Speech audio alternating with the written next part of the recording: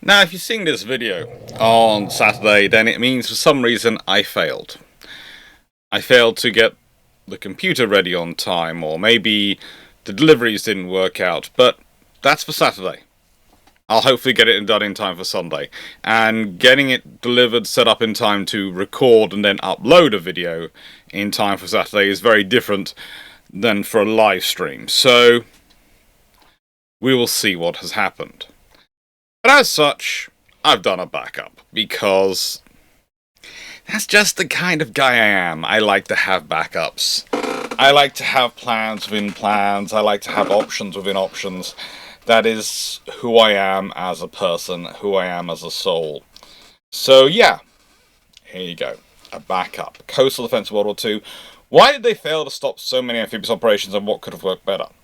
Having found the live has been quoted on Reddit. Hello Redditors, I didn't realise you had been subjected to me as well. I do apologise. More is coming. And there is plenty of stuff for you guys to find. Including, for some reason, you haven't found the SDSR reviews I've done, yet you're talking about current defence. That's probably a good thing, or a bad thing, depending on your perspective. But leaving that to one side, this can be summed up as 3 points. So for those who just want the answer and then want to go away without seeing all the information evidence, you can just watch these 3 and you can then toddle off happily. Because there are so many people who complain that I don't answer the questions at the end of a video, and I go, well, that's the point, to watch the video to get to the answer, and to see all the evidence is built up on the way, but we'll leave it to one side. 1. Because you don't launch an amphibious operation unless you're pretty darn sure you're going to win it. So you take enough force to win it. 2. The point of coastal defences isn't necessarily to stop amphibious operations, it's to limit the options of amphibious operations, and to make it a certain level of threshold for you to actually succeed. I.e., there is a reason Dieppe failed. And 3. The most important thing for coastal defences in World War II, the principal reason you built so much of them and so much force was put into them, it's quite simple, really. Because you didn't have many other options. Most of the powers who spent a lot of time on coastal defences either were close enough to their opponents that, frankly, there wasn't going to be much time for their navies to intervene until after the operation had already begun, so therefore they needed something to hold them up and buy time. Or they didn't have the resources naval resources to defend their coasts. Or thirdly, they didn't have enough naval resources in its entirety to do the operations they were doing. Japan is certainly an example of the latter. By the point at which their coastal defences really start to matter, their navy's operational capabilities have kind of reduced to a very limited sphere. And let's be honest, Germany, well, they lost all their destroyer arm, and when I say they lost their destroyer arm, people often think about the loss of the numbers of ships, and yes, that was quite large, the loss of the number of ships, but more importantly was the loss of the personnel. They lost their pre-war destroyer crews, a large chunk of their experienced officers and NCOs, who they were relying upon to expand their forces at Narvik in the various parts of the Norway campaign. And that meant they couldn't expand their destroyer force the same speed they could expand their other portions of their force. They just couldn't. You know, if you consider it, the submarine force, if it's been worked out by a historian who is a far better analyst than I will ever be when it comes to personnel maneuvers and movements, and can read these files in fluent German, which is something which that's a level of skill which I will never profess to have, has done this study, and has said that for every extra submarine the Germans lose in 1939-1940, it basically is the equivalent of losing 10 to 15 submarines later in the war. Because of the impact of those crew being lost and them not being able to go out and crew the next subs and train up more people, and as it expands out, you need that core of experienced crew to grow your force. And that's a really interesting point to think about. No one's done that equivalent study on the destroyers, I would point out. But the destroyers did lose, and the Germans throughout World War II can never really expand on destroyers. They have lots of interesting ideas for their destroyer force, but they can never really get their numbers back up because of what happens in Norway.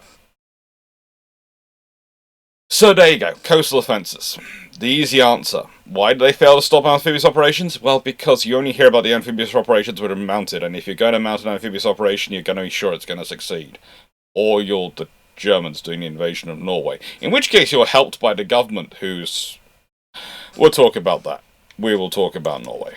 Because, yeah. But basically, why build coastal fortifications? Now, this has been a long-term answer. Is where we'll start off. And this is for the longer answer point. If you're going to build a coastal fortification, you're building it to do one of two things. One, to secure somewhere of strategic interest, or two, to deter an attack on a place of strategic interest. So you're either securing it or deterring it. You're raising the threshold. Good example I often use, because I now live down in Cornwall, but even before then I used to use it, is Falmouth. Falmouth is surprising in that quite often the French do consider trying to invade through there. I wouldn't consider it a good place to invade. You've got to get across Moors and the Tamar and various other points to get to the rest of the UK. It is not a good place to invade. It really isn't. But it was quite a cool and quite a critical position for the Royal Navy. If ever you've read an Age of Sail book about the Royal Navy and its activities and what it gets up to, they might mention they were riding in Carrick Roads, or they were anchored in Carrick Roads. Well, Carrick Roads is E. It's that area there in the Foul Estuary. And it's a beautiful place. And it's a nice place to bring in sailing ships, and it's a nice place to anchor and restock and resupply. So protecting it's useful. It's also pretty good and pretty critical port for Cornwall. And so you have Pendennis, B, on the map, and this big picture here is built up over generations. It has the original Henrican fort, the same as St. Maur's, which is C. And then it has a wider infrastructure built around it, a wider fortification. As time goes on, they get bigger, get better. They were still being crewed and protected in World War II. They would have they had guns on them because they were useful to secure Falmouth. The thing is, though, you can go, well, hang on, they didn't build a massive wall around Falmouth itself. No, they didn't. You could theoretically go off and land on the beaches, more likely to the south, and secure Falmouth, but then you'd also have to go and land on the beaches to, well, north/east to secure St. Maur's. Because, yeah, you're not landing an army in one place and then marching it all the way up to the nearest crossing point to cross to go and take St. Maur's. It's just you're going to lose that army. It's going to have no communication at all with your main force for a long time while it gets around to St. Maur's. And these positions, they might look like, they're just regular forts, and they are. But the thing is, because of their positions, because of their height especially, but also because of the rock around them, are actually very hard for ships to knock out with cannon fire. It's very hard for them to take them out, take them down. And basically, Falmouth is a classic example of, it looks good on paper to invade there, it's a critical enough area, it's worthwhile trying to take, but consistently throughout history, the British have invested just enough in Falmouth, and upgraded it whenever they needed to, in its defences, to make it not worthwhile. The value of the prize is not worth the likely cost of the operation. There just isn't enough differential. And it's always down to a cost-benefit analysis whether we launch an amphibious operation. It's always a cost-benefit analysis. Is it worthwhile enough? Is it going to success going to give me enough fortune for the force I'm going to have to send to it, for the risks I'm going to have to take? And this idea has continued throughout history. We've had the Martello forts, which, by the way, are a great way of tracking the British Empire around the world in the 19th century. You go look, where are the Martello forts? There are some great ones in Canada. There are some in Australia. They're all over the place around the world. They are really cool. Palmerston had done his follies slightly earlier. Fort Paul on the Humber is a good example. Well, slightly later. And they are, again, some wonderful defences. They are being put there literally to raise the cost, because it's gone, okay, well now you can go this speed because you've got steam-powered ships, so you can get to here, you could possibly drop off here, here, here. So what you need to do is you to land, and you go, oh, frigate, now I have to deal with that. And the thing is, it's about raising cost and time to do things, to allow for responses, to make it difficult. You're making it difficult. And the same goes with when we're looking at Chain Home. Chain Home does not make air defence of the UK impervious. No radar set does. It gives you information. It also sets a deterrent, because you know, well, hang on, they're going to see us coming if we're coming in at that height. And so we've got to figure out a way to avoid it. Do we go in heavy with a certain amount of force, or do we try a stealth approach? Do we try low level? What do we do to try and get around it? You're raising the cost of attack. You're raising the cost of offensive action. You're making it more difficult. And that is often what a lot of these offences are about. They are literally about raising the cost. It doesn't make it impossible, it makes it more difficult. This is a question and a debate I get into a lot when I'm talking about ships and ship protection, because sometimes people will be looking for an absolute, and they go, well, if there's no absolute protection, if this ship can get attacked, then there's no point investing the money. And you go, well, then you don't have the options that ship brings you, the capabilities and options that ship gives you, in both in peacetime and in war. Well, but we can't defend it. No, but what we can do is we can give it enough defences that it's going to cost this much if you want to try and take it out. If you want to take on a carrier battle group, you've always been able to do it. You've always been able to take on a carrier battle group, but if you're going to have to come packing forces. We've talked about with Force Z before, which is, of course, HMS Prince of Wales and Repulse, which are lost in South China Sea as part of the defense of Singapore, Malaya, Pacific War scenario. Well, Pacific theatre of World War II. And the thing is, we've often also discussed, on this channel, but I'm sure I also discussed this, that even if they had a small carrier with them, just loaded with fighters, that organic fighter air defense against the bombers who are coming from land with no fighter escort, mostly without their own guns on them to give them as much range as possible, would have probably meant they wouldn't have been hit. They wouldn't have been able to be taken out. In fact, the Japanese might not have even hit them. They might have seen the fighters up and gone, we have to withdraw. Because the Japanese, at that point, were not necessarily inclined towards extreme measures, let's say. Extreme measures. They might still have tried it, but it would have been a very painful exercise for them, because you don't need that many fighters, or even that great of fighters. Honestly, Sea Gladiators could probably have done the job, let alone Full Mars, or what the British were actually filming were fielding at the time, Wildcats and Hawker Hurricanes, or as the British called them, of course, Martlets and Hawker Hurricanes. Those things, the toll would have been massive, but it wasn't there. And whilst the Heavy A did its job, whilst the destroyers did their job, whilst the ships manoeuvred, ultimately the level of force coming to bear them was far too great for them to be able to deal it. So the cost-benefit analysis was definitely on the Japanese side on that side. And it's the same with ships. It's the same with national fortifications. Some people would argue, in case of modern Britain, but also in case of a lot of other of the modern democracies, they haven't been looking into self-defense for a long time because they haven't been dealing with a peer threat. or they haven't been thinking about a peer threat in a truly independent way. And there are a lot of things which therefore don't necessarily make most sense in terms of their defense structure and defense posture in terms of their procurement.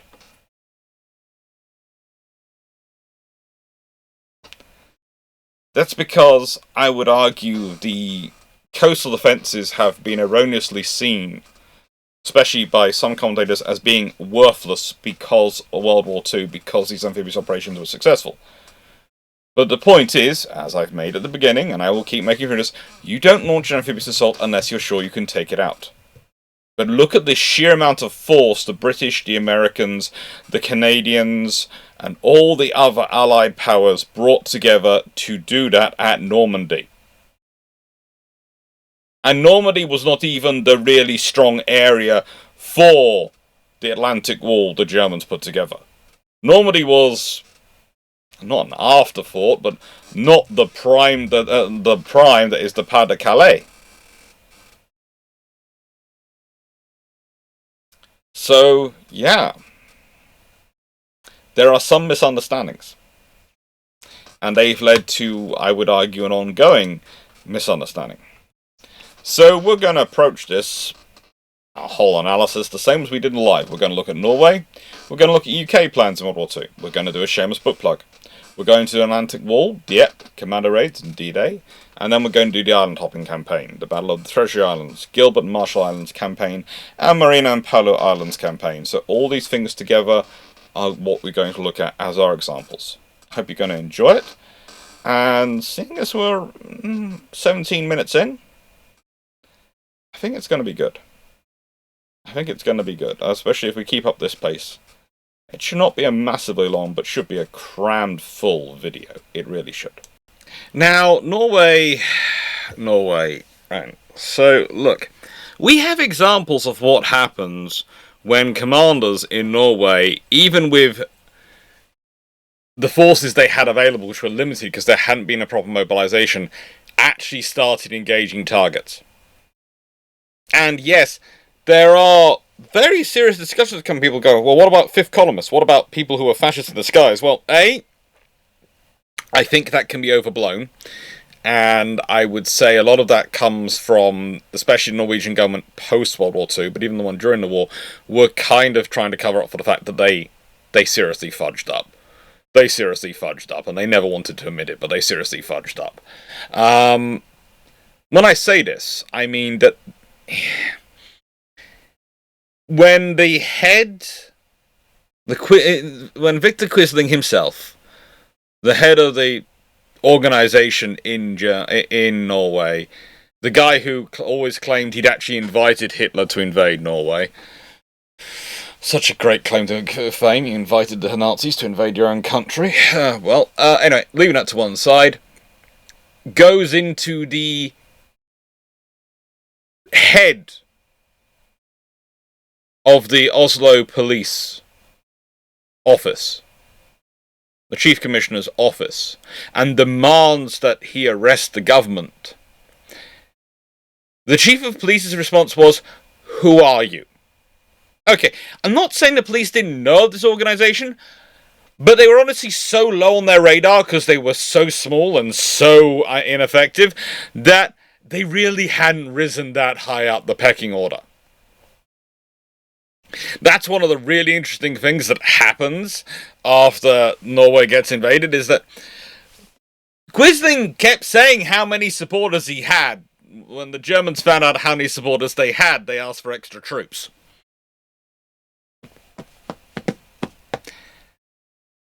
So realistically, is there really a worry that if the government had ordered a mass mobilization by radio instead of debating and then eventually sending out a mobilization order by telegram and waiting ages to do it, and so not doing it at the moment Denmark was invaded, but actually taking their time? Well, is there really a chance of a rebellion by fifth columnists? Not really. And it actually gets worse, because once you do a mass mobilization, and you've mobilized everyone, and let's say you do have the commander, let's say it's the commander of Narvik. Let's say the senior ground forces commander in Narvik had demurred about using his guns or ordering his troops to fire when the enemy arrived. Well, we've also mobilized his second in command, his senior NCO, and every one of the officers and NCOs around him. And they're all going to go, "Oh, sorry, sir, are you having a mental break? You're obviously in shock. We'll put you over here and get medical attention and take charge." Because that's what happens in a mass mobilized citizen force.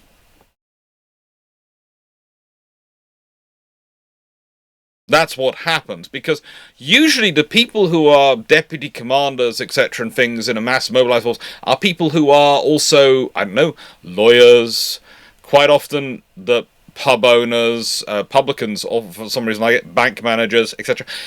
People who are quite used to also, how to put it, being in leadership roles, and are going to look at their executive officer, are very much embedded and wedded to the system, and are going to go, "Oh, you are fudging up." It's amazing to me, but it is a truth which is as old as time when it comes to mobilization of reserve forces and using reservists. Because of the ages you're dealing with, it's far more difficult for you to take over a reservist unit or subvert a reservist unit than it is a regular unit. You need to have a far higher number of personnel compromised. Now, in terms of combat capability and training, etc., the regular unit is usually a lot better, and they usually do know their role, and once they realise they're being subverted, they will respond with far more direct action, as a rule through history. But it's one of the interesting things is that when you're dealing with mass mobilized citizen armies, like Norway has, like at the time, like Sweden had, so like Finland has to this day, reservists who on average usually will have an average age of somewhere in their 30s, whereas the average age of most normal armies is somewhere in its early 20s. They have the confidence that comes with those extra 10 years. They have the standing that comes with those extra 10 years. They have the understanding of the world that comes with those extra 10 years. And that means they have that balance. There's also other interesting facts, because I've been reading some papers recently comparing the forces. Reservists for formations like that with the average age in their 30s, etc., are far more likely to call in artillery strikes and airstrikes. They have a far lower threshold at which they call for fire support. They are far less likely to try fancy maneuvers to engage. They're going to keep to fundamentals more often not. And it could be the fact that the reservists emphasize fundamentals in their training as a rule, but it could also be a fact that at that age, fancy stuff fancy stuff might play off big, but it also might go wrong quite big, and therefore, let's be sensible. If we need to do the fancy stuff, we do the fancy stuff, but if we don't need to do it, we don't do it. We just go with the fundamentals. There is all sorts of interesting work coming out studying the two groups and comparing and contrasting. But yeah, Norway actually has good defenses, and if they had been properly crewed, if there had been a full mobilization at that fort, which there could have been at Oskarborg Fortress, if there had been all the infantry there, etc., firing as well, I am very doubtful the German ships get through to Oslo at all. And think about this: if the ports don't fall, then the invasion of Norway falls flat. There might be some German troops who get in by glider and some other forces, but they're going to find themselves with no reinforcements coming, no ability to control forts, and a large number of Norwegian infantrymen hunting the hills for them, going, "Oh good, you've come into our world."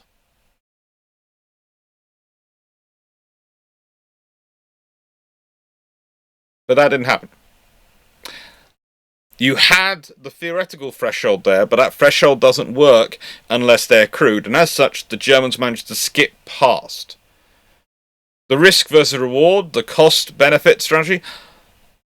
The likely cost, if the Norwegian defences had actually been running, would have been the entirety of the German Navy that's employed, trying to get through that. And if you think about that, the losses that if Germany had suffered those losses at the beginning of World War II, that changes World War II dramatically.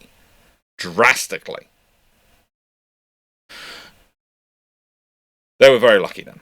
They were very lucky that the government was more concerned with not upsetting anyone and not fearing to provoke anyone than actually defending itself and its own nation.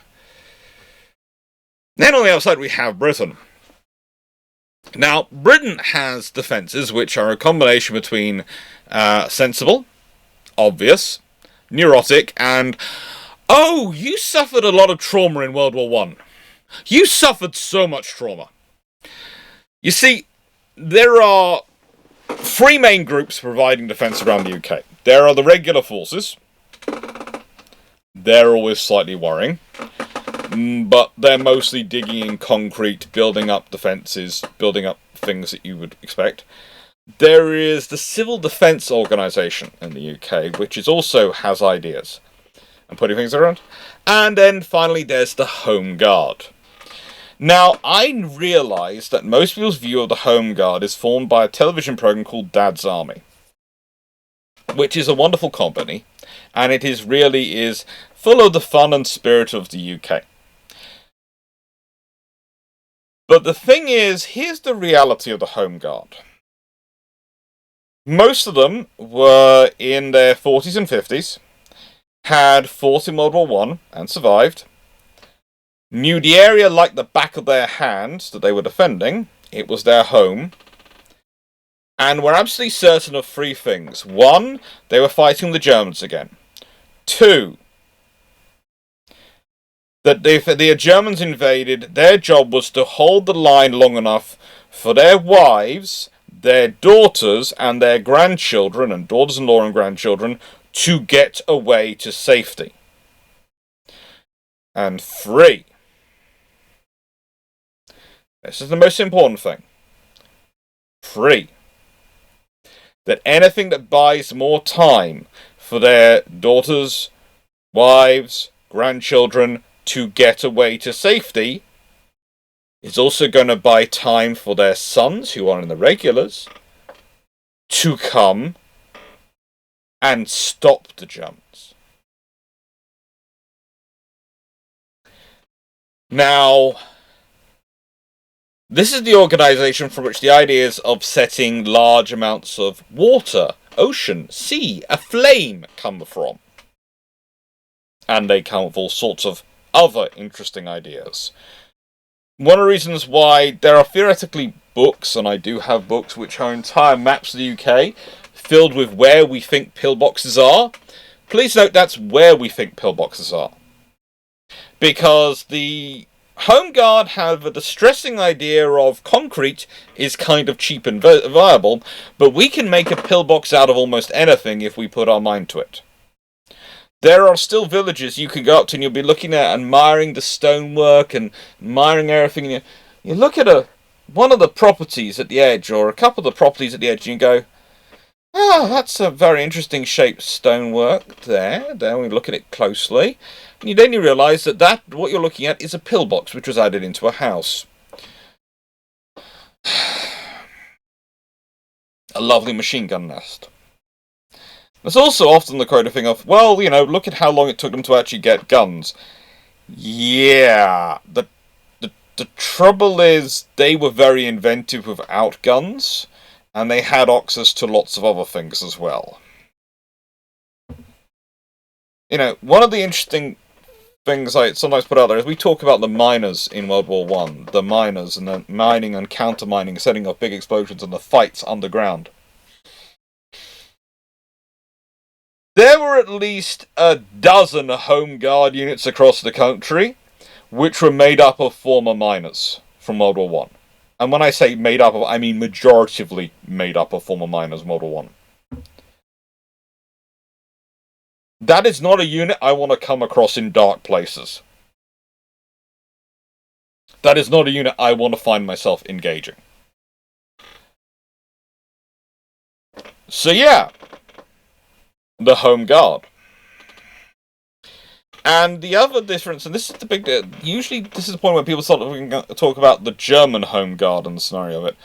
Well, if you look at where the Germans were trying to defend versus the UK south coast, and quite a lot of territory, is very similar to what we call the bocage in France. And we know from Normandy, from the invasion of the Allies through there, that was pretty darn nasty to fight through. That wasn't what the German Home Guard were defending, and also the German Home Guard never had the same level of sustainment and support behind them. There was also, of course, the whole original forming of the SOE, which was going to be stay behind people who would be behind any invasion force and cause trouble for it if they managed to push further in. But combine that with the fact the Royal Navy was prepared to do a death ride, and this is the same Royal Navy which was actively prepared to lose ships to recover the army from Dunkirk, Crete, and various other places of various other points of the world. They have quite literally battleships prepared to do a death ride into the invasion force. Yeah, invading Britain in 1940, Operation Sea Lion. You would need a lot more forces and a lot more support than the Germans were ever prepared to allocate to it. There was a lot more time. If you consider how many years it takes to build up the invasion force for Normandy, and consider what the Germans were looking at for Sea Lion, it's a very different, very, very different circumstances. Now, the Shameless Book Plug is a bit of an institution on this channel now, I've decided, because the sheer amount of people who like to talk about it. It's basically where I get to say thank you. Thank you for supporting the channel. Thank you for liking, sharing, and subscribing. And it's where I get to give points about if you're a content creator on YouTube, especially, but also on Twitch. What really matters is the bell next to the subscribe button, and whether you have notifications turned on, and whether you've got you've got the bell filled in or not, because there are 3 levels of bell on the subscribe button. There's the bell, which is, this is as a content creator I'd like. Please feed that into the algorithm. Then there's the bell, which is, this is a content creator I like. Please curate for me, YouTube. What are their videos you think I will like most and highlight them to me? And then there is, this is the bell, this is the content creator I like. I want to see all their videos and make the decision myself. Those are the 3 levels of bell. And if you have notifications turned on, those levels of bell really do matter, because for content creators, it's the platinum 5 minutes and golden hour. The more people who see and respond to our videos in the first 5 minutes, in the first hour, the better the video will do with the algorithm. That's the standard. And there we are, the new computer, which is arriving, which is going to be here soon and taking over soon. That's all thanks to you. That's all thanks to your support. There's a very nice person who's also sent some extra RAM for my laptop and other memory for my laptop, and that's helped the laptop out dramatically. The laptop going from 4 working and 3.78 gigabytes of not working that well RAM to 16 gigabytes of working very well RAM is a dramatic improvement somehow. I can't think why. Cannot think why. Thank you very much to everyone. And yeah. Anyway, to the Atlantic Wall. Now, the Atlantic Wall is really a study in delaying the inevitable. But that is the point. It is delaying the inevitable. If you don't have to deal with the Atlantic Wall, then honestly, an invasion of Europe could take place a lot earlier. A lot earlier. What am I saying? Why am I saying this? Well, think about it from this perspective. If I don't have to build all of the Hobart funnies, if I don't have to study all the beaches and map out the defences to work out where I can go because there are no defences, if I don't have to do all the preparations and all the developments that have to go into building all the landing craft I need because I can't seize a port, all the facilities, the Mulberry Harbours, all those things, if I don't have to do all that, Think how much quicker I can apply those resources to just training up troops to land. Because it's not just the time it takes to build things, it's the resources, it's the personnel allocated to developing those skills, to developing those systems, to implementing those systems that that are being drawn away. The Atlantic Wall is a colossal exercise in buying time. Yes, people talk about, well, you know, it was designed to be funneled and then they were designed for troops to respond and... Well, it's designed to buy time on two levels. One, it buys time in terms of the strategic sense of the war. Buys time for us to strengthen your forces. Buy time for you to win in the east before you have to deal with the west. Buy time, all these things. And then, tactically, it's to funnel the attack so they have to land in a certain space, and then you can respond with superior forces and drive them back into the sea. That's the idea. If you can build up superior forces. If you can build up superior forces. Are you doing your yoga pose? You always do pick the best time to do a yoga pose. So, the Atlantic Wall is about, and really, truly is, about time. And it does an okay job of this. It really does. One can argue that there are certain areas where they put far too much resources into. Far too much resources into. For example, you're going to have to defend France anyway. France, you've got to defend that connects directly into Germany. Norway, you might put in too much resources in there because, yeah, if the Allies get Norway, that's going to cause you problems from a naval perspective and a bombing perspective. If they get forces into France, then they're going to be able to get to Germany itself overland, and that's far more difficult. So in some regards, really, they shouldn't have put as much effort as they did into Norway. But, you know, the Germans in World War II, they have a lot of issues when it comes to the psychology of command and the decision-making process. And whilst everything does tend to get blamed on Hitler, which is bad, and I do agree, he wasn't the sharpest tool in the shed, and certainly wasn't the most able corporal to ever achieve strategic command. Blaming everything on him is kind of an easy cop-out. That's going, everything would have been great if it wasn't for our leader. Everything would have been perfect if it wasn't for our leader. Yeah, no. In the nicest way, who's presenting the options to the leaders? Who's presenting the information to the leader? The whole system has issues. I think you want to go garden, don't you? Being very nice about it, but I think you want to go garden. So, yeah. But the Atlantic Wall is about buying time, which leads us to, and I'm going to put this one in the garden before I carry on with it, so I'll click on, but then I'll pause the recording. The Dieppe raid. Now, Dieppe is one of those operations which goes to highlight that you can learn lessons in blood multiple times. Attacking an enemy in a strong position, which is well defended, and without sort of enough force, really is not a good idea. Dieppe has been portrayed as many things. We learnt lessons there which we couldn't have learnt anywhere else. They'd already started developing the things which were going to become D-Day. The main lesson they learnt there is that Admiral Ramsey should keep control of Bertram Ramsey should keep control of the planning for D-Day, and it shouldn't go to combined operations under Mountbatten. This is one of those operations whereby you look at it and go, Mountbatten was a member of the Royal Navy, yet he couldn't get more than destroyers to provide fire support for this operation. The Royal Navy didn't send cruisers or anything. Why? Because there wasn't enough time to get enough minesweepers to actually clear the area. So there's no heavy fire support from ships.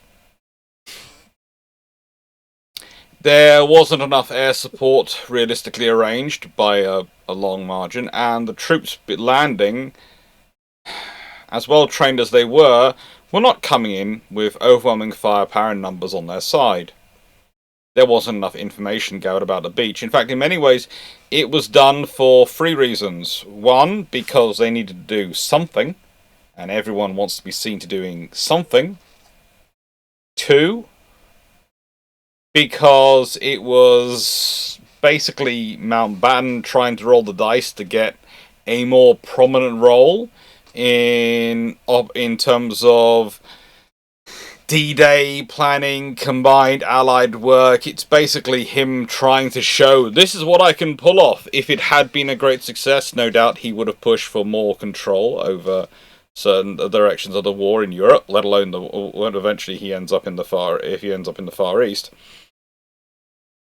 And also, and this is going to sound strange, but there is sincerely an idea amongst some of the leadership in the UK, but also in the Empire, the Dominions, Commonwealth, America, and the Allies,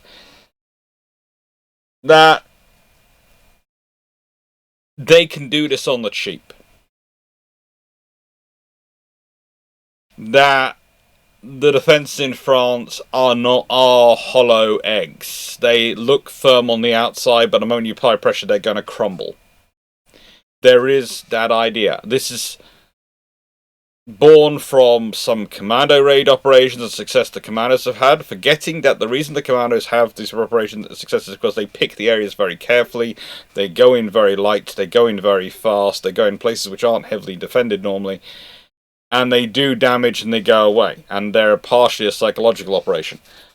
But also, there's the fact that the commandos are not trying to go in against a heavily defended port. When you do turn commandos against a heavily defended port, without having the necessary fire support and all the other stuff behind them, you get the EP.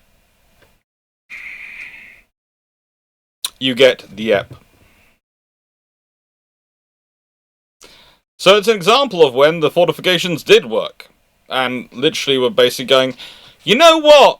You were trying to do this on the cheap. And instead it ended up costing you a lot of lives. For no benefit. And all the stuff which comes out afterwards, people saying, well, this was a benefit of the EP, this was a benefit of the EP, that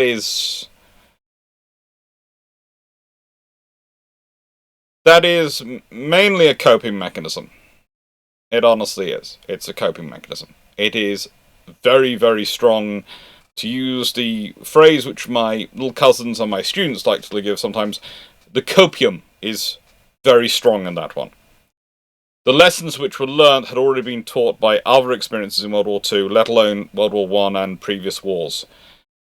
They were really not hard lessons to know. The fact that some of them didn't, including Mountbatten, shows, to my mind, more the problem with Mountbatten, due to his political connections, getting promoted rather quickly. And I would say arguably being promoted because he had been in destroyers. I mean, he was very good in destroyers. Please don't get me wrong. Mountbatten was a good destroyer leader, a destroyer captain. He was a good flotilla commander at the beginning of World War II. He is promoted very quickly without given staff training or the appropriate experience because of political necessity attached with the Mountbatten name. And because of connections and fear over losing him. You know, if you risk too much. And that's a problem. That's a problem on the British system as much as it is a problem on Mountbatten. Mountbatten grows into strategic command. He doesn't always make the right decisions, but he does grow into strategic command eventually. But you can see he makes a lot of blunders in the early years because he hasn't had the proper seasoning at each level to give him the necessary experience.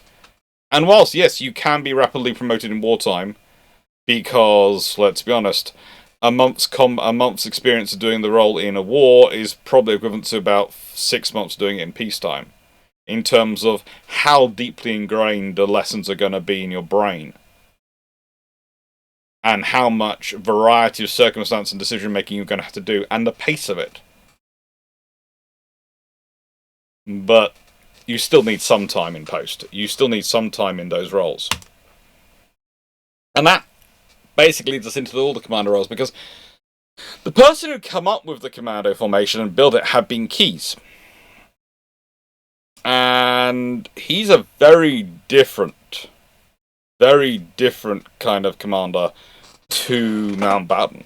I've done videos about him on this channel where I've talked about, well, what happens if Keyes is sent off instead of being ushered out because he's upset Churchill because he's insisting on training and preparing the organisation correctly before it's used, rather than chucking in pell-mell to just get slaughtered. What happens if, instead of being shuffled off to the side, if he's sent out to be Commander-in-Chief of the Far East?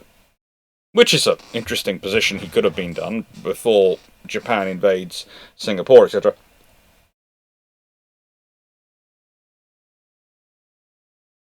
Keyes is a very thorough officer. He is absolutely insane. He will take in absolutely outrageous risks when he feels it's justified, but they're calculated risks.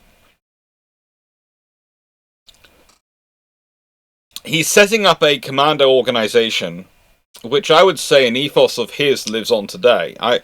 He would have been very much in favour of the motto of the modern Special Boat Service, which is, by strength or by guile. I.e., use force when force is appropriate, use brains when brains are appropriate, and never be afraid to use either.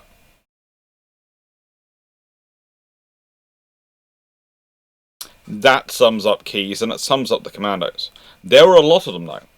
There are a lot of raids, and we tend to hear about the successful ones, the glorious ones. We don't tend to hear about the damp squibs. We don't tend to hear about the raids which were cancelled because of the defences being upgraded in some way, or because some change in the German posture along the wall, or because of bad weather. And there were. You can go on Wikipedia and you can see a list of all the acknowledged commando raids.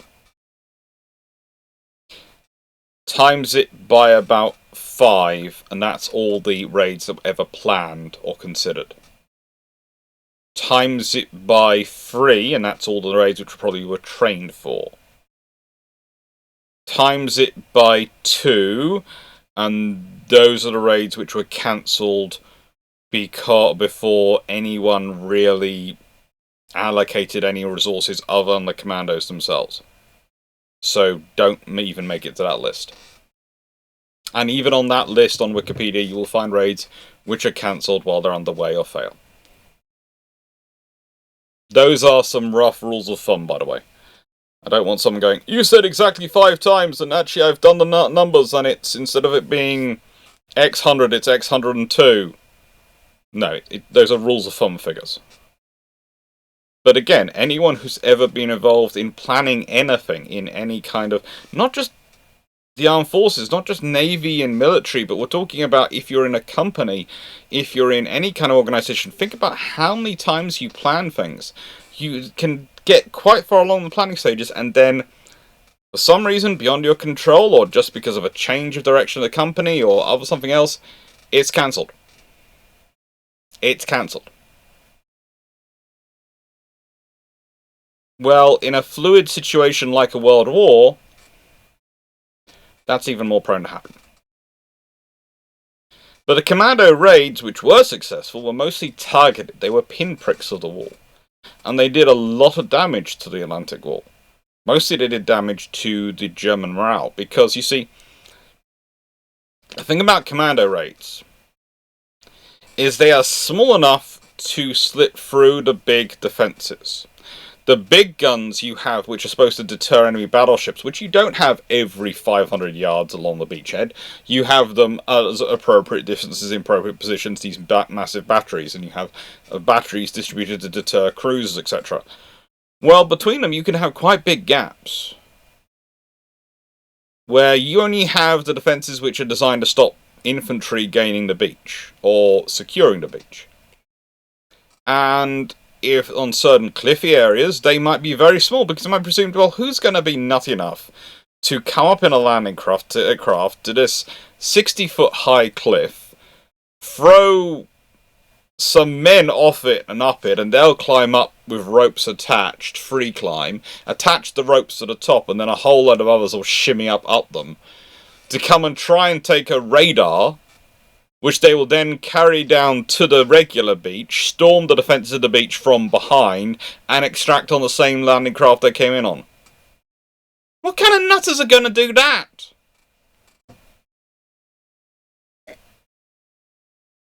No one sane or in their right mind is going to do that. No senior officer is sensibly going to organise it. No one. That's stupid.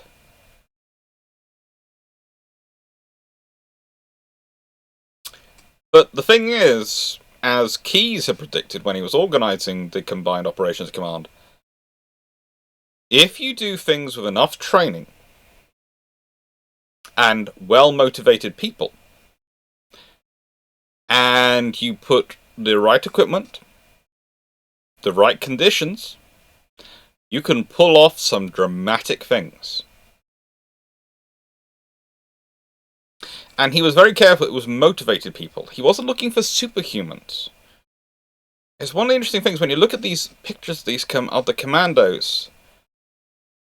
They're not what we would describe superhuman in shape. They're not the ultra-fit bodies we see in gyms, etc., or advertise on or action heroes on movies. They are very fit, yes. But they're regular people. Regular men. It's just they are very motivated, and they've been given the opportunity to use that motivation to get the training they need to allow them to do some really interesting things.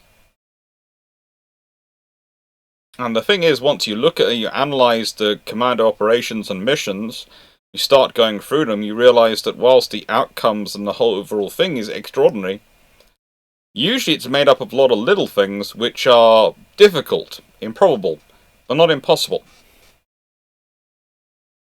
And if you have the right conditions and well-motivated people, you can pull them off. Which leads us to Operation Overlord. Now, Operation Overlord does learn many things from Dieppe, mostly keep Mountbatten and Churchill far away from the actual physical planning. And also, if you want to keep Churchill away from the actual invasion, the king has to threaten to come want to come as well. It works. Now, I'd also say Operation Overlord is a demonstration in that why you target the funny-looking tanks. The funny-looking vehicles are what you aim for. If you aim for them, you're going to cause a lot more damage to any unit invading than anything else. Any armoured force coming along. If you see APC, weirder-looking vehicle which has an antennae and a bulldozer on the front, take that! Because that's the engineering vehicle. That's going to clear the obstacles for them. If they don't have that, then they're going to get blocked by the next obstacle. You want to cause trouble, you go after the funny-looking vehicles. Now, why? Why does that have this effect? Well, if you think about it, what do you have more of? Regular tanks? Or tanks with flails on the front? That's a minesweeping tank. That's a tank which will clear a path for a minefield. And not hopefully get blown up itself. Well, you're not going to have that many of those versus regular tanks. So that is what clears the way for the regular tanks. You get rid of those regular tanks are trapped the other side of the minefield. Or they can come across the minefield, but, well, every tank has a chance to be a minesweeper once. Just like every ship has a chance to be a minesweeper once. So taking out those vehicles really does matter. Really does make a difference. And Percy Hobart doesn't necessarily come up with these. He's more a case of there are lots of people who have ideas about them, and Percy Hobart is there to give them license. And in many ways they nickname them Hobart's Funnies. Not as a derisory thing, but not as not as a you're the inventor of these kind of things, but as a kind of an honour. They're what he fights for. They're what he oversees, what he takes care of, what he shepherds through the training process, the selection process, the development process. And they do really well. But Operation Overlord also includes thousands of landing craft.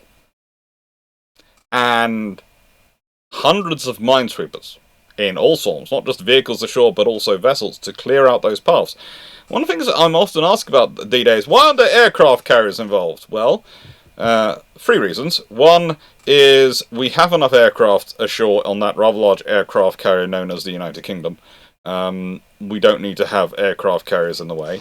2 aircraft carriers running up and down in the middle of your amphibious landing space are going to cause huge trouble for the landing craft coming through and the ships coming through, which might not be the fastest movers in the world, but they are the necessary merchant vessels taking a huge amount of supplies. And 3, to clear the space for the aircraft carriers to run up and down and launch aircraft, you'd have to I think one of the figures I've seen was quintuple the area of waters which need to be kept swept of enemy mines. In other words, they just ain't worth it for this operation. No. Anyway, you've got Warspite and Texas both trying to out-compete each other to see which one can fire further. You don't need that. If you've got tanks tangling with destroyers with their 4.5-inch, 4.7-inch and 5-inch guns, let alone tanks which occasionally decided to come have a conversation with 15-inch and 14-inch shells, what can I say? Some even had conversations with 16-inch shells. It just wasn't fun. If you think you're just coming along with your armoured column, you're going to reinforce and try and push the Allies back in the beach, and suddenly there are shells raining down around you which weigh almost as much as your armoured vehicle.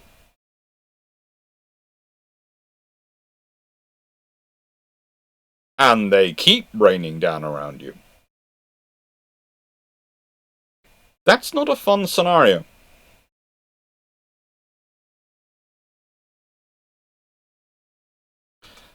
We talk these days, especially with lessons of Afghanistan, how troops often really do like it when they get on the radio to call for air support and they find the aircraft providing air support is a B-52 or a B-1, i.e. a big aircraft with a lot of boom on it. Can you flatten this problem, please? Yes. Well, imagine the radio personnel who got on the phone and the person answering was Texas or Warspite. Or Rodney, or any of the big battleships there. That's kind of a nice experience. That means that, oh, well, we finished engaging our targets, we were just about to shift pattern, but we're free right now.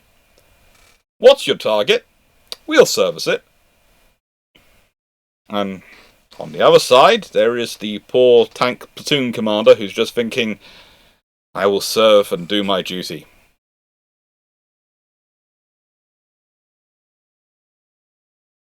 And doesn't think much more after that.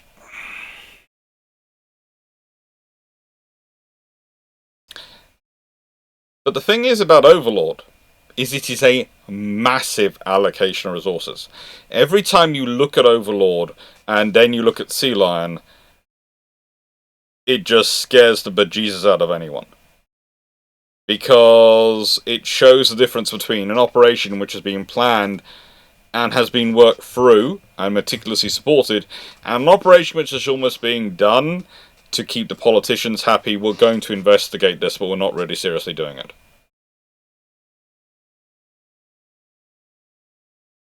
Overlord is also in some regards an overcompensation, but it's also a necessary compensation for the fact that you can't crack through the part you would really like to crack, because the shortest area to go between the UK and France is the Pas-de-Calais area. And that area is incredibly heavily fortified. Now, if you go all the way down to Normandy, Britain, down to Brittany, down here, Normandy's okay. Brittany, too far. So basically, you've almost limited yourself immediately to this area because of the fences up here and the sheer distance and likelihood of you getting cut off down here. One of the interesting things is you sit there and go, well, but surely the Germans realised this. They did. That's why Dieppe had the fortifications they did. That's why Caen has the fortifications it does. That's why all these things have the fortifications they do. But they don't have limitless resources. Hence the point earlier about Norway being slightly overly defended, because, frankly, they could have probably done with some of those troops down on the French coast. They really could. But then we're on to the Ocean War of the Pacific Camp Theatre. So the war in the Pacific Theatre was always going to be more coastal defence than most, because most of the fighting takes place on islands, which are entirely in range of the naval guns, and can pretty much all be classified as being coast. If we're talking about the depth of those islands versus, let's say, Normandy versus Italy versus the other operations that take place during World War II, they are definitely coast. I even have debates with some people who refer to Sicily, some parts of Sicily, as being technically inland. I'm going, broadly speaking, yes, but it is kind of interesting. Most of the big roads you're going to fight over, of course, are kind of coastal, so it is coastal warfare quite along the way. And this means that all the defences we're talking about are coastal defences. Now, the problem is, though, for the Japanese, their strength was speed, their strength was the world was already committed elsewhere, not distracted elsewhere. Please note, there is a difference. It's kind of like, how do I put it? Let's put it this way, there's a train crash going on. And you've applied all the brakes, but you're several thousand tons of train. You can try and mitigate things, but you ain't going to stop the accident. Unless there's points, unless you can divert off to another line, which has enough space for you to go, or both trains can do that, you aren't going to stop it. So you try and prevent it happening in the first place. The highest risk potential for accidents is when there's already problems online. When people are already distracted elsewhere. When their attention is already, or rather their resources are already elsewhere. Not necessarily attention, but their resources. If you've already got people out looking at this, looking at that, looking at all the other issue faults, that's when something can go wrong, which can lead to an accident. Because it's there on the list, it's just, well, these lists are currently shooting back at me. This one is just making angry noises. I have resources to allocate. They're not going to be first in line. And that's the interesting thing about the Pacific War. That's the interesting thing about Japan and the whole war of Japan as it is. Japan have been the one telegraphing their actions for the longest time coming. One who the most defense have been done to prepare against. We talk about Singapore. Why did the Japanese not do an amphibious assault on Singapore? Because of its coastal defences. They instead go through Malaya. Where, I have to admit, there is a very interesting scenario, and this is one of the differences I put between Keyes and the guy who actually was put in charge in Malaya and Singapore. Whereas Keyes, the CNC, would have probably heard the governor go, but what about the plantations? We can't rip them up for defences and put in fortification lines. They're essential to the national economy. Whereas Keyes would have gone something along the lines of, well, I hear you, I see you, I couldn't give a toss about you. We're doing it because it's the sensible option. Those involved at the time, from the Army and the Air Force, went, well, yeah, but what should we do about him? We should appeal to someone.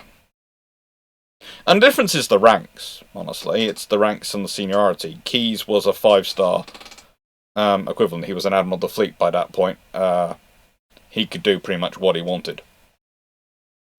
And the Army and the Air Force guys were mostly people who had already been burned out by the war, who maybe didn't have the same well of energy that other counterparts did, and they just weren't up to necessarily the task.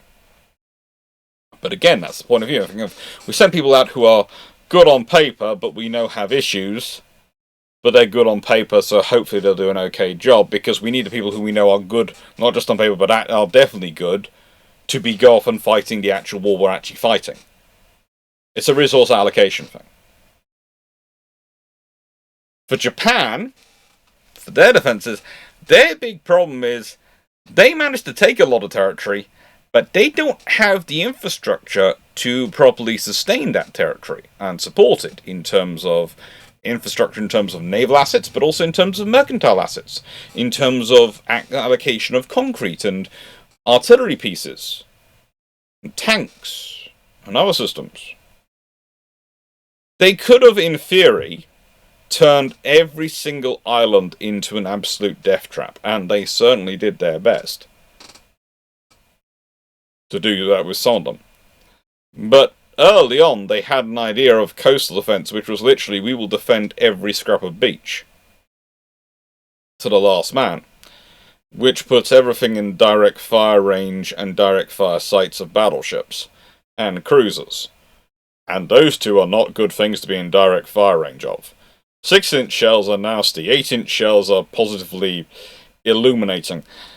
14-inch and 15-inch and 16-inch shells are efficient. They are. But it doesn't always go their way, and not all operations were American. This is a point I made during the live. I wanted to talk about an operation which is often forgotten a bit about, the Battle of the Treasury Islands. And this is an interesting one because it involves the New Zealand Brigade. So the Treasury Islands and the battle involved is one of those ones you're not going to hear much about. There is a lot of fighting there for those who are involved in the actual fighting, but if you're not there, you don't really hear about it much, because it's on the way to Bougainville, which is where there's a lot of fighting. But this is the New Zealand Brigade. And they are sent to take this island from the Japanese, and the Japanese have some aircraft there, they have some troops there, they have approximately 50 aircraft there, roughly 50, it depends on timing, exactly what number you're picking out. I always worry when people give me exact figures, okay, in books, because I'll read them and I'll go, but if I go check the files, they had 4 aircraft arrive that day, 2 were down for service, this. So it's always an approximate figure. They have 49, maybe it's 49, maybe it's 51. So I'd prefer to go usually, this is why I usually get, when I give figures of units, I usually go, it's around 50. I don't try and be inexact. I can be exact when it comes to things like warships, because usually they're quite big items. And as you go through history and you get to modern days, you can be more exact when it comes to aircraft. But even warships, you can go, well, the Mediterranean Fleet officially has this many battleships assigned to it. Great. How many do they have actually available? Oh, 3, because one's in dry dock and one's got issues. So there's the figure of what do they have available, what do they have actually working, what do they have on the island? Approximately 50. And the Japanese lose 12 aircraft during the campaign, pretty much on the ground. The Allies come in, it's a New Zealand-led division, New Zealand Brigade, landing, and it's a few US forces in there. It's a mixture of a naval task group, it's very much a mixture. And there's a couple of hundred, there's possibly near as many as 300 Japanese forces on the island. Now the true thing is, most of those are really not soldiery. They really aren't. And the really interesting thing is, when you look at the sort of islands, Mono you can see right at the bottom of the map on the way up to Bougainville. And it's 2 little islands. Technically it's 4, because there's 2 even smaller islands. Most of the operations they do are in the south of Mono, moving up, and on Stirling. Most of them. And it's important to remember, this is the first amphibious operation New Zealanders have taken part in since Gallipoli, when they launched this in 1943. And that's something to think about for them as a for national identity. But the Japanese really do try to put up some resistance. Sterling Island, they pretty much found nothing. The Japanese launched 25 dive bombers when they finally realised the Allies have arrived. And they're trying to push troops to confront them. But what they keep finding themselves is that New Zealanders are A, not worried about the jungle, and B, they're in overwhelming numbers with fire support. And they bring mortars, they bring everything they can. But it still is a hard fight. It is. And of the Japanese defenders, at least 220 are confirmed killed. At least 220 are confirmed killed. 8 are prisoners of war. There are quite possibly bodies still somewhere in the island that just weren't accounted for. It's the way these battles go in this jungle warfare. And you have to love the Japanese, but they don't often have accurate records for some of the forces which are deployed, because they're making ad hoc movements, and that person might have been lost in this island battle, or might have been lost in another island battle, and it's not helped by some of the decisions taken in the post-war bureaucracy, and in the way the documents and the records get destroyed by various events.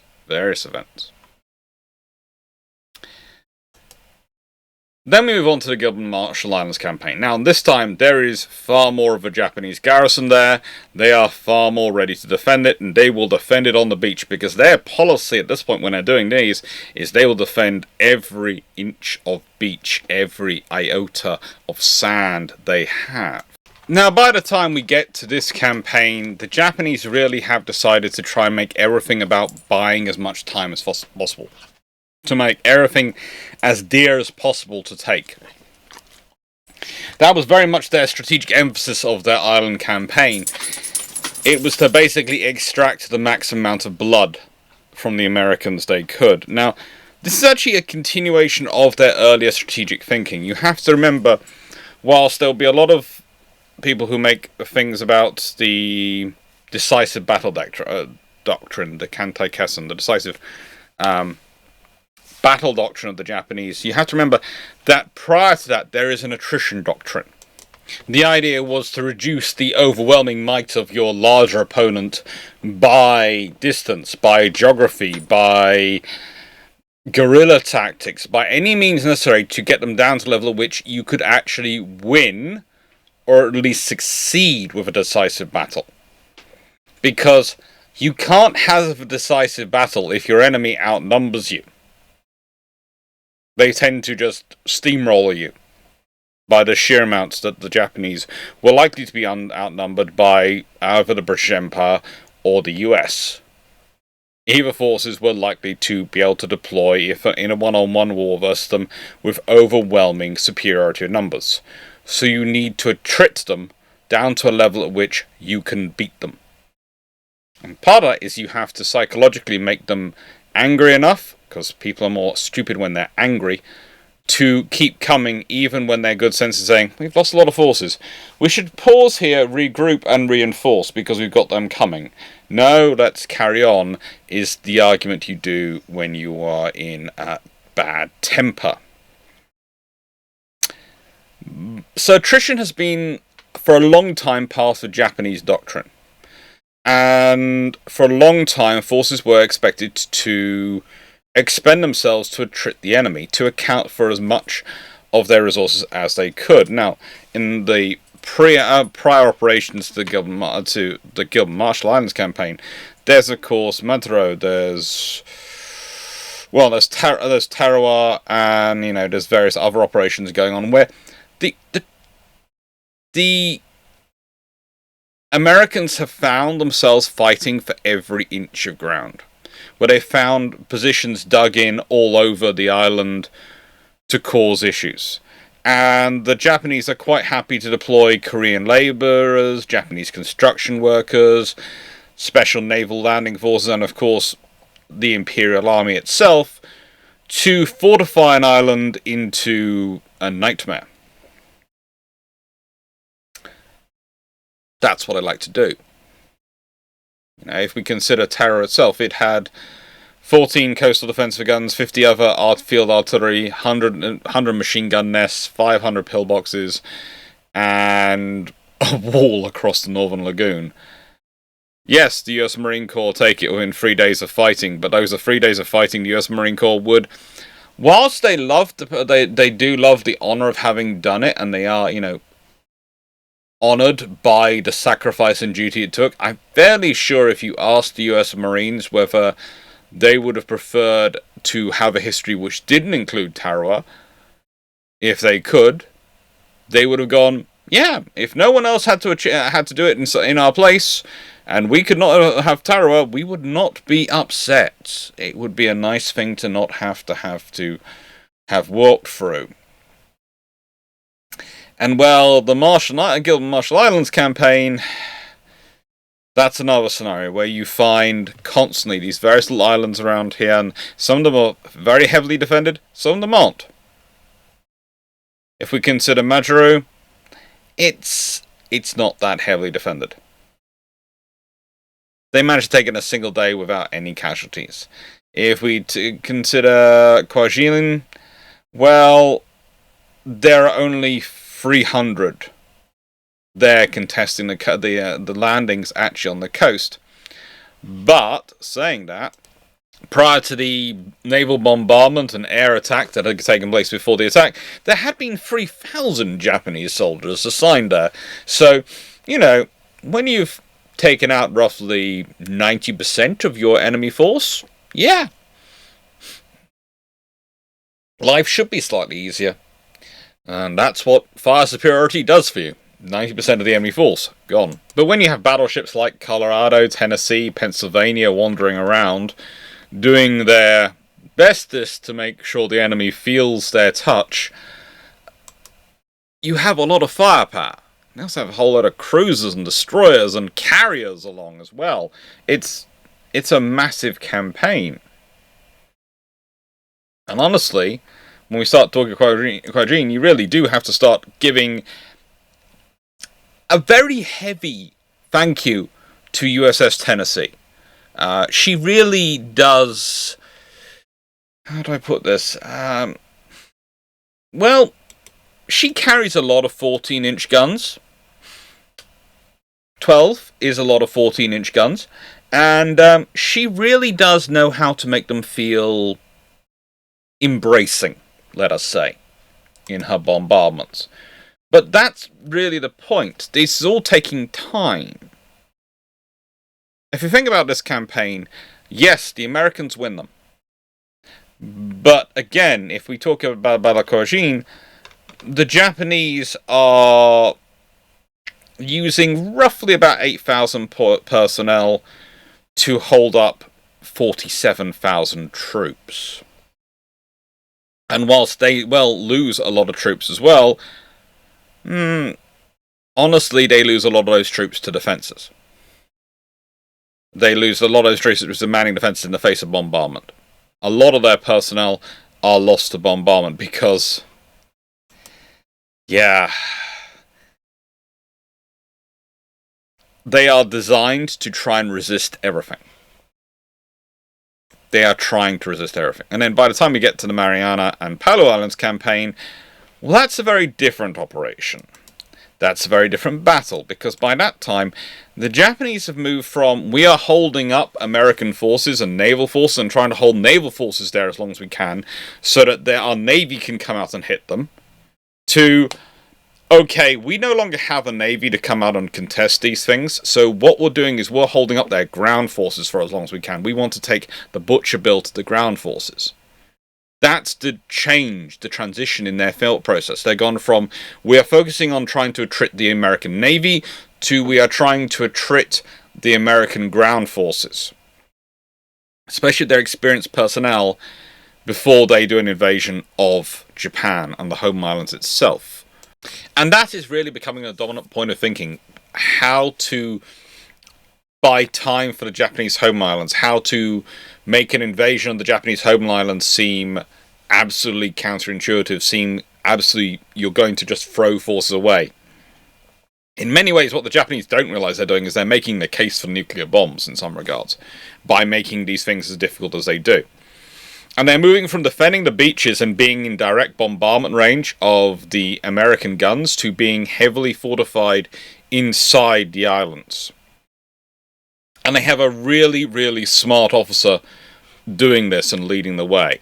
Lieutenant Colonel Kunio Nakagawa, who has basically shifted the entire Japanese doctrine. They've moved and been studying the island campaigns and gone, okay, how are we going to do this?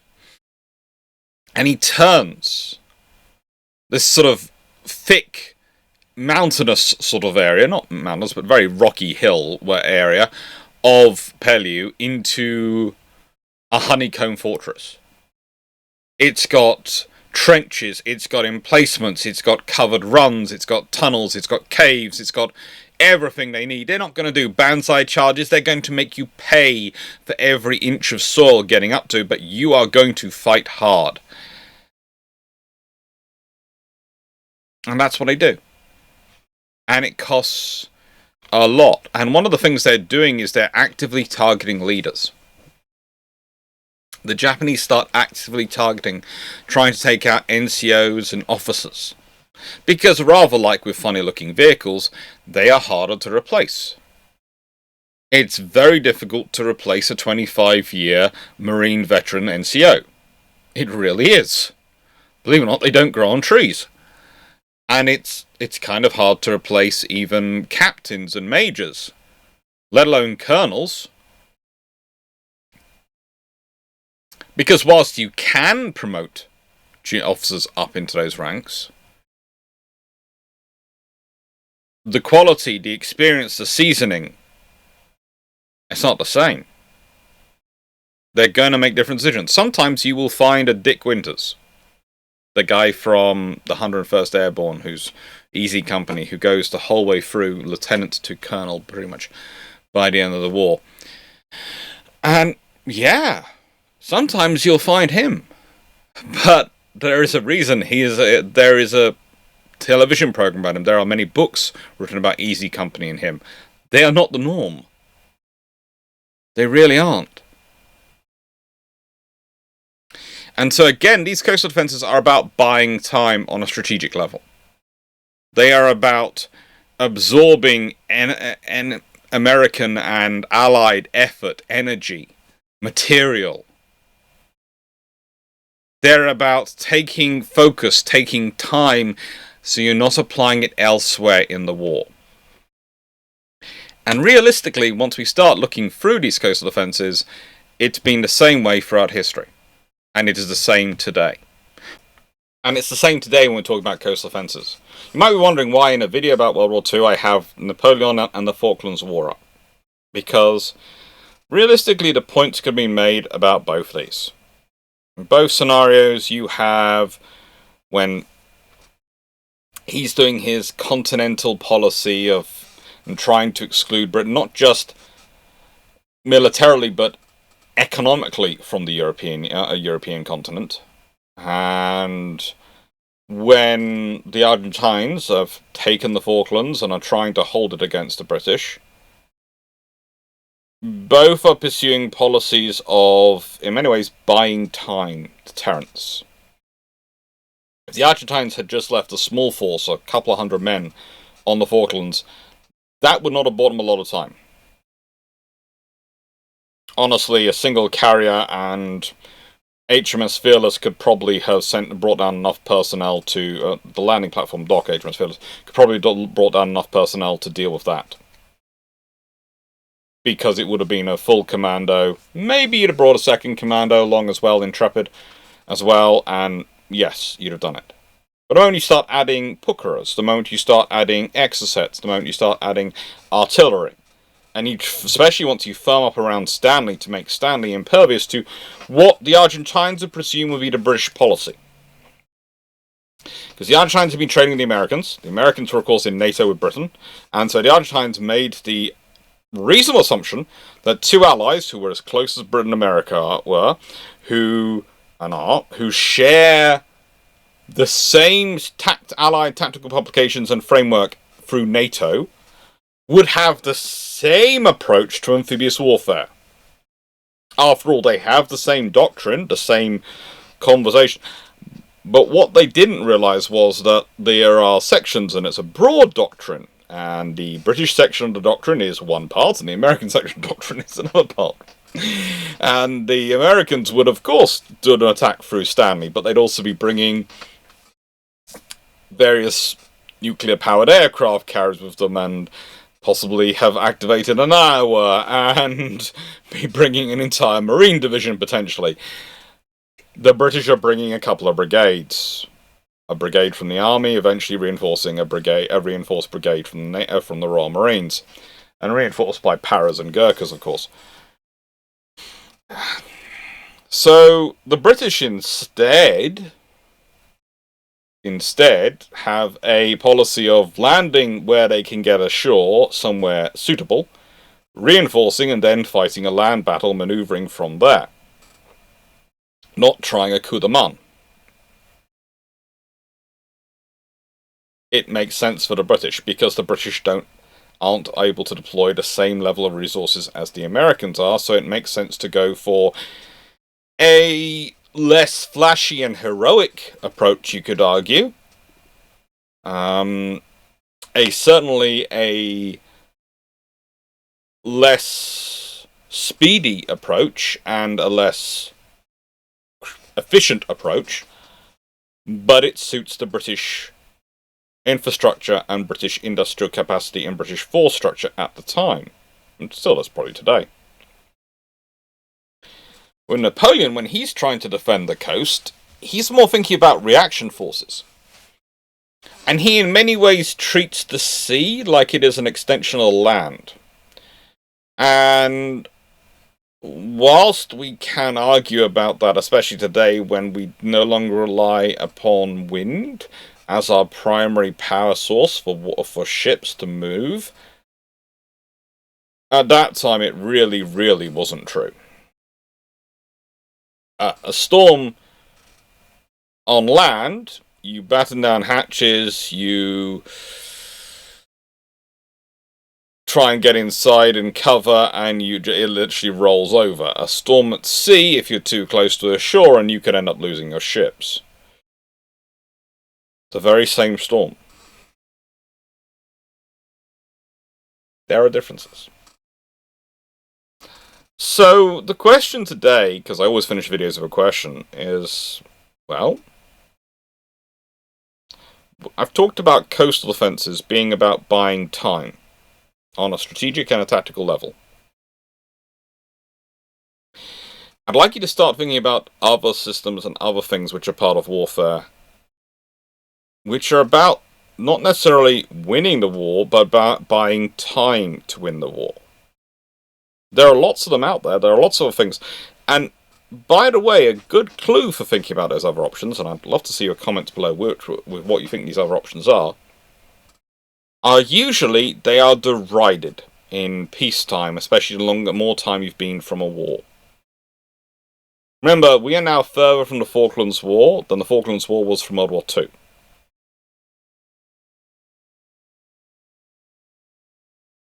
A lot of those things which are derided as old-fashioned, as not being any use anymore in modern war, as we don't need them, they could still be viable.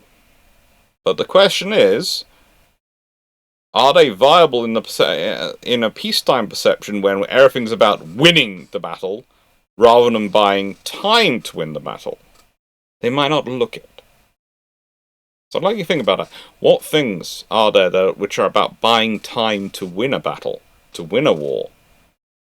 Not necessarily about or shaping the battle and shaping the war, than they are about winning it directly themselves. And what have we got coming up? Oh, this has not been updated because this was a long time ago I did this live. Emperor Pertinax is going to be coming. I'm recording at the moment. I've got the new computer built. And Jellicoe. Jellicoe is going to be coming this week. That's going to be a good one. John Jellicoe, the leader of Jutland. It's going to be a fun video. Thank you very much for watching. Hope you enjoyed. Please do like, share and subscribe if you like the videos. It really does help the channel grow. And thank you for all your support making this all possible.